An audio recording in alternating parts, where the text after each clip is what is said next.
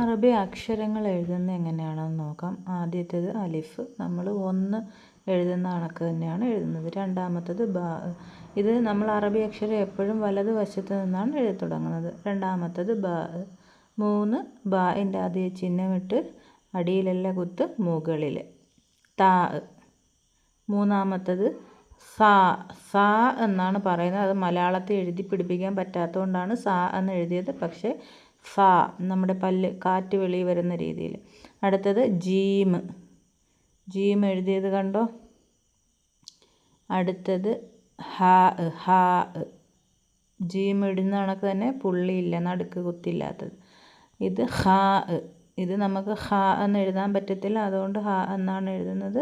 മുകളിൽ കുത്ത് വരുന്നതാണ് ഹാ. ഇത് ദാല്. അടുത്തത് ദാല്.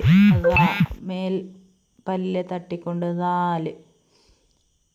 അത് റാ എന്ന് പറയും. റാ. റാ എന്ന ശബ്ദം കിട്ടുന്നതാണ്. അടുത്തത് സാ. സായാണ്, സാ അല്ല. നമുക്ക് എഴുതാൻ പറ്റുന്ന അങ്ങനെ പറ്റത്തുള്ളൂ, അതുകൊണ്ടാണ് മലയാളത്തിൽ അങ്ങനെ എഴുതിയത്. സാ. അടുത്തത് സീന്. സീന് അത് നമ്മുടെ സായുടെ ഉച്ചാരണം, സീന്.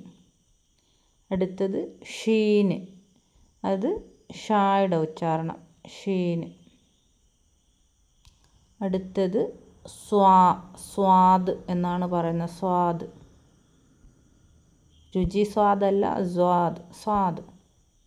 സാദ്. അടുത്തത് ല്വാദ്. സ്വാദ് എന്ന് പറയുന്നതിൻ്റെ മുകളിലൊരു ഡോട്ടും കൂടെ കൊടുക്കുമ്പോൾ ല്വാദ് എന്ന അക്ഷരം, ലാ എന്ന ശബ്ദം വരും. അടുത്തത് ത്വാ. നമ്മുടെ ബി എഴുതുന്നത് പോലെ ബിയുടെ വയറിച്ചിരി കൂർത്തിരിക്കും, ഉരുണ്ടിരിക്കും, അങ്ങനെ എഴുതും.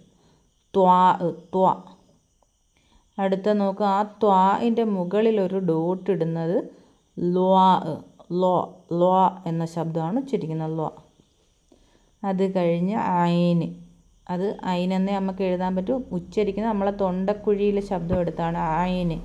ഇത് ഐന് എന്ന് പറയും, ഐന്. ഉച്ചാരണം ശബ്ദം വരുമ്പോഴേ അറിയാൻ പറ്റുള്ളൂ. അടുത്തത് ഫാ. നമ്മൾ ഫലത്തിൻ്റെ ഫാ എഴുതത്തില്ലേ, ആ ഫാ. അടുത്തത് കാഫ്.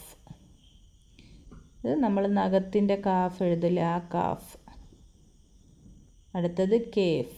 നമ്മൾ സാധാ കലം, കപ്പലെന്നൊക്കെ എഴുതുന്ന കാഫ്. അത് ലാം. ലാ എന്ന അക്ഷരത്തിൻ്റെ ശബ്ദം. അടുത്തത് മീം. മാ. നമ്മളെ മായുടെ ശബ്ദം, മീം. അടുത്തത് നൂന്. നമ്മുടെ നായുടെ ശബ്ദം വരുന്നത്, നൂന്. ഇത് വാവ്. നമ്മുടെ വായിൻ്റെ ശബ്ദം, വാ. വാ.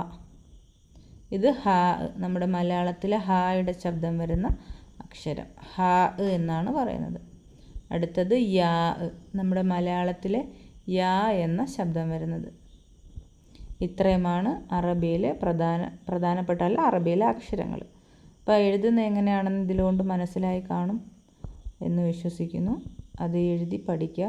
ഇടത്ത് നിന്നാണ് എഴുതി തുടങ്ങുന്നത്.